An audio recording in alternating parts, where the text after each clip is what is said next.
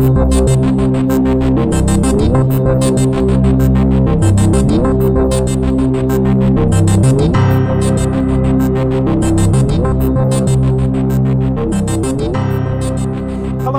and welcome to the 5th episode of Season 9 of the Dark Money Files, in which we shine a light into a murky world.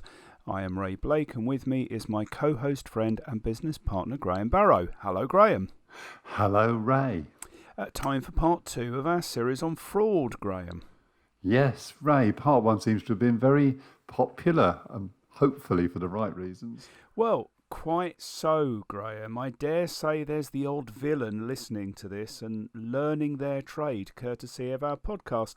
There's not much we can do about that, Graham. If some people choose to use our podcast as a guide to criminality, we can only hope that for every one of them, there are 5 or 6 others using it to help in the prevention, detection and reporting of that criminality. Well, exactly, Ray. So, moving on, in part 1, we gave a general introduction to the world of fraud, and now in part 2, we want to dig a bit deeper. Indeed, over the next 15-20 minutes or so, we want to explain in general terms some of the more common types of fraud and hopefully how to avoid falling for them.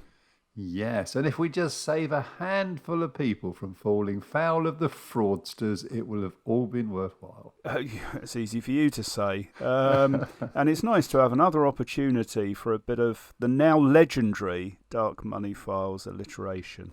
We never mind a bit of alliteration, Ray, do we? Always up for that, Graham. And while we're on that subject, we should maybe start with authorised push payment fraud. Well, yes, and sadly, one of the most common and probably one of the most effective frauds there are out there. Yeah, so we alluded to this last week, but let's break those 3 words down first. Authorised? Yeah, meaning this is not done behind the victim's back. The victim is actually persuaded to agree to it. Push? Yep, so that's the money isn't sucked out of your account, but money that you willingly but unwittingly send to the fraudsters. Payment, I suspect, is reasonably obvious. Well, yes, indeed. I think it probably is. But we should talk about how the fraudsters make this happen. Yes, we should. Now, most of them fall under the broad category of social engineering or psychological manipulation, right? They do indeed, which effectively boils down to 2 different responses: avoiding pain or feeling good.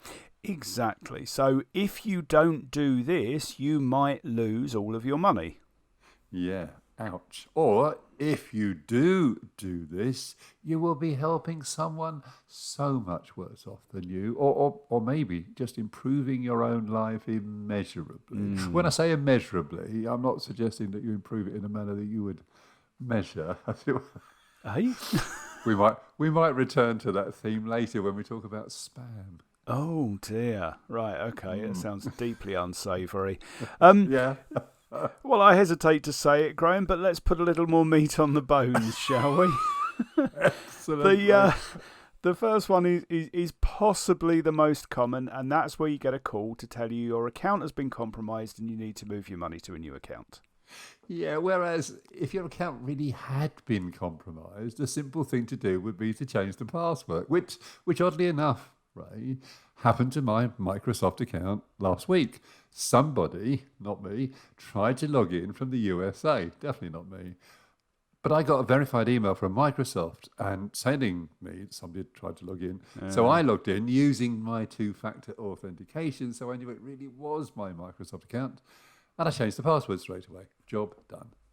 Well, that's all true. But the scammers aren't really targeting people like us who kind of know what we're doing tech-wise, are they? Although we will share an example later of where this can really hit even quite tech-savvy people. Well, we will, but I think it's an important point, and it's the sad thing about this that they're not on the lookout for people like you and me. They are really on the lookout for vulnerable people who are both less comfortable with the tech and more likely to believe the story. Yeah, I mean, that's the way these things work generally, isn't it? It's like phishing emails. They seem completely obvious to most people, but that's how they filter out the ones who aren't worth the effort. You are spot on, Ray. And even those who take some measures to protect themselves, for example, by insisting on calling, say, a spammer back on the bank's fraud number, they're often fooled because the scammers don't hang up. They just play a dial tone to make it sound like they have. And when the mark calls back, they answer as if they were the correct people to speak to. And as you say, there's a wide variety of APP scams. But what about some of the others? Well, I thought we'd have a talk about tab napping. Well, yeah, why not? Tab napping is a great name, isn't it? It really is. So, Ray, do you want to explain what tab napping is? Well, I will. We saw a demonstration of this when we were in Israel, didn't we? Well, yes, we did. And I have to say it was in equal measures fascinating and deeply scary. Yeah, so let's see why. Tab napping is a method of using a programming language called JavaScript. Did you see how I tried to sound like I knew what I was talking about there? I'm totally convinced. Yeah, marvellous. To change the contents of an open but inactive tab to make it look like the log-on screen of your bank instead of whatever was there before. Now, presumably, that's only possible if the people who are doing this have previously embedded some sort of malware or other code on your computer. Well, exactly. Keeping your antivirus and malware software up to date is pretty important to prevent this kind of attack. Yeah, absolutely. But so, if they're doing this, having changed the look of this open but now dormant tab, what happens next? Well, when you go to that tab, you assume that you've been logged out by your bank or whatever, and one of two things happens. You either close the tab and no harm's done, or you try and log in, and by doing so, you give away your login details because the tab's being mirrored on someone else's computer a long way away, potentially. Okay, and when you then try and log in, well, on this. Yeah, well, I mean, you won't actually be logging in, obviously, to your bank account, but you'll get some sort of innocuous-looking message like, there's been an issue logging you in, please close your browser and try again. And frankly, you'd be none the wiser, would you? Well, exactly. Now, if you're using two-factor authentication, the likelihood is that no harm will be done because you'd need the second element to log in, and so would the bad guys. But, as above, the scammers are looking for the vulnerable members of society who tend to avoid the more complex method of logging in because they find them confusing or, they get in the way of their flow, whatever. And in turn, that's going to make them even more vulnerable. Yeah, that's a tough one, isn't it? Well, it is, yeah. So, and actually leading on from that, one of the most insidious frauds is actually known as fraud recovery fraud. Yeah, which sounds a bit tautologous. Well, it does a bit, but the way it works is both simple and just massively immoral. Okay, tell us more. Well, it's a fraud perpetrated on people who've already been the victim of one fraud. Back in the day, when I was heading up the complex case investigations team for one of our high street banks, we uncovered a pretty sophisticated carbon credit scam. Oh, now that's where people were persuaded to invest in so-called carbon credits as part of a green investment scheme, only to find out that they'd been sold worthless investments that have got virtually no realisable value. Exactly. And just when people are about to write off their entire investment, they are contacted by someone who says they've got the ability to get their money back. But in order to do so, they need an upfront payment. Yeah, I mean, in the cold light of day, Graham, that sounds so completely ridiculous as to be laughable.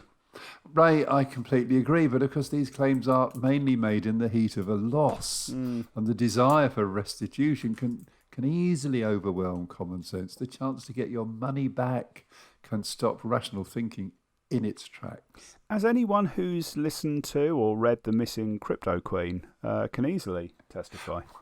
Well, yes, there's some really sad stories in there. People have encouraged their entire families to invest their savings. It's just anyway. But you're absolutely right, and as you've guessed, the recovery scheme is just another scam, and the mark gets to add in a second loss on top of their first. And they don't just happen online, do they? There was a No. documentary some while ago about property rental frauds, for example. Well, tell me more. Well, the obvious ones are where a property is listed in a sought-after area at a really competitive rental. So when you inquire, you're told that there's intense competition for the property. So in order to secure it, the landlord or his agent needs a holding deposit from you up front. What before you've even seen it? Yeah, and students desperate for university accommodation or someone facing the imminent end of their existing tenancy who faces, having to leave the area potentially otherwise, can often yield to those sorts of pressures. And often they're the most financially vulnerable, so that is just crap, isn't it? Horrible. Yeah. You said they were the obvious ones, which suggests, Ray, that there are other versions of this. Oh, yes, indeed. There have been cases where people have been able to get hold of the key to a rental property and make a copy. And then they can use the copy to show prospective tenants around, even though they don't have any connection to the apartment at all, and then take a whole series of deposits from everyone who says they want it. Oh, my word. So what's the answer in this? Well, one answer is only ever to use registered letting agents. Check them out first, ring the office to make sure the person showing you round actually works for them. Never pay a deposit until you've seen, agreed and signed a lease, preferably in the agent's office.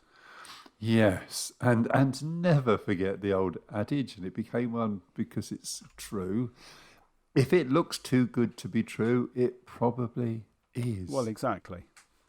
And I guess, as we've already mentioned in passing, Ray, so we should talk about it, phishing with the PH and its various, vishing and all sorts of subsets. Well, absolutely. So, I mean, we've become so used to spam filters keeping most of that away from sight that it's almost got to the point of becoming a problem again. Okay, you might just need to explain that. Well, these days, so little dodgy stuff gets through to our main email accounts and actually appears on screen in front of us that there's a danger we become less cautious about what does get through. Oh, yeah. Well, yeah, I see what you mean. Yeah, I mean, it's true. Funnily enough, and I rarely do this, but knowing we were recording this episode, I did go and take a trawl through my recent spam emails. Okay. I'm sure that was educative. Well, they were certainly trying to educate me, but not maybe in a manner that I really need right now. Or perhaps ever would. With suitable caution and reluctance, perhaps, I'll invite you to share a couple of examples that might be suitable for a general audience. Okay, and I did have to look for these. Yeah. Well, I had one that wanted to show me a crazy cheap way of removing toenail fungus. Okay, have you got toenail fungus, Graham? No, Ray, I haven't. Well, not anymore, anyway. I mean, that's a fairly highly targeted audience. Or maybe they're thinking, well, it takes no more money to send 10 million of these than it does 10 of them. Let's just hope that we get it in front of the interested person. But obviously, if they create enough interest in their title line, who knows who might open the email and get more than they bargained for. Well, maybe, but I've got to tell you, Ray, it didn't work with me. No, I'm not altogether surprised. Anything a bit more mainstream than that? Oh, just for a second, I thought you were going to say anything a bit more midstream. Well, no. Let's not discuss that type of email, perhaps, Graham. Well, you did say to sample. Dear. I think we should move on. Okay, how about the one telling me that I had won a free power drill? Well, it's still not terribly exciting, Graham, although they obviously know that your date of birth wouldn't endear you to some of the more exotic offers, perhaps. Are they offering you slippers as well? And funeral plans? Yeah, absolutely. Not terribly exciting. You've got to be able to do better than that. Well, the one that really amused me is the one telling me that I had been nominated for inclusion in Who's Who. Oh yeah, no, I've had that one as well. And when you looked at it? It was addressed to valued Mm. candidates, which doesn't inspire much confidence, No, does I it? do wonder how many people that takes in. But of course, it doesn't need to take in many, and it's virtually free to send as many as you want. Exactly. But I tell you what, Ray, do you know what was really noticeable by its absence? Go on. Well, any of those amazing emails telling you someone had found several $1 million in a deceased person's account and yeah. that you had been selected to help them move it. And for that, you get a big slice of the action. Now, I still see quite a few of those, actually, when I go and check the spam folder. They're called 419 scams. Now, why are they called that, Ray?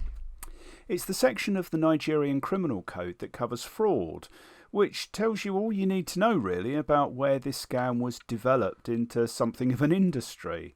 It's more technically known as advance fee fraud. And that classification actually includes the example of recovery fraud we gave a minute ago. But I did want to warn people about a different kind of recovery fraud that we've already mentioned in passing that has caught out some very security-aware people. Well, I think you should go on and tell us then. OK, let's say you get a call from the fraud department of your bank. They establish their bona fides by telling you your date of birth and your postcode or part of it, and maybe take the first and the fourth character of your online banking password from you. Well, that all sounds pretty reasonable so far. Yeah, so they then tell you that you've passed security and that they want to check 2 pending transactions on your account that they think might not be genuine. They'll describe a couple of large transactions for consumer goods at Amazon or another online or physical store, and you'll be horrified and deny all knowledge. Yeah, that sounds quite likely. Yeah, so they'll tell you not to worry because they've blocked the transactions and your money is safe. Hurrah, thank you. Yeah. But, unfortunately, your account's been compromised, clearly, so you need to take urgent action now to safeguard it. And can the fraud department help me to do that, Ray? Well, of course they can, Graham, and they've just saved your bacon, as it were, so your defences may well be down to the point that you're happy to share PINs, passwords and authorised payments that you normally wouldn't. And I'm sure that's how it plays out far too often. I think so. I'd like to finish off, if I may, with one of my favourite fraud stories. It was one that formed the basis of a Derren Brown show on UK TV.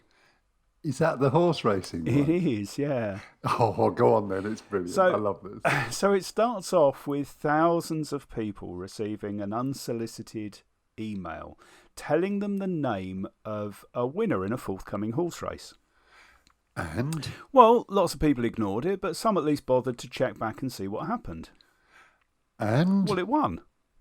Way! Yeah. And a while later, they got another email with another recommendation, and that horse won again. Only this time, some of the people thought that, based on the track record, it was worth a flutter. Well, that's very nice for them. Yeah, exactly. And then it happened a third time, and it won again. And rather more people had a flutter this time. Well, I bet they did, but I'm going to be honest, Ray, I'm not seeing the value proposition yet. Well, the fourth time it happened, the email came with a request. Given the tipster was now 3 wins out of 3 tips, the fourth tip was going to cost you a subscription to the service. And it included some bank details to send money to, after which the tip would be forthcoming. But they'd already won 3 times, so where's the jeopardy? Well, the tipster, if we can call him or her that, was choosing races that featured only 4 horses and sending each of those horses as a win prediction to a quarter of the mailing list. And as long as you start with a suitably big mailing list, you can keep doing that 3 or 4 times and you'll still have a substantial population who've only ever seen winning tips. And in doing so, those people who got the winning tips just might have earned enough money to pay for the next tip without it costing them anything at all, in effect. Well, yeah, possibly the nearest thing to a victimless crime, except for all the people who were sent losing horses, of course. Of course, and the bookies who paid out on the winning horses. Yeah, but the beauty there is there was nothing illegal about the bet. The fraud happened right at the very end of the scam. Yeah, which highlights one very important point, right? Which is what? Well, that scammers are generally more ingenious, more creative, and more psychologically adept than most people would imagine. Well, that's true enough, Graham. This is an enemy you underestimate at your peril. I think we should leave it there for today. Where should we go next? Well, I thought maybe next time, Ray, we should look at some of the tools currently being developed by banks and other financial institutions to help in the fight against fraud. I'm looking forward to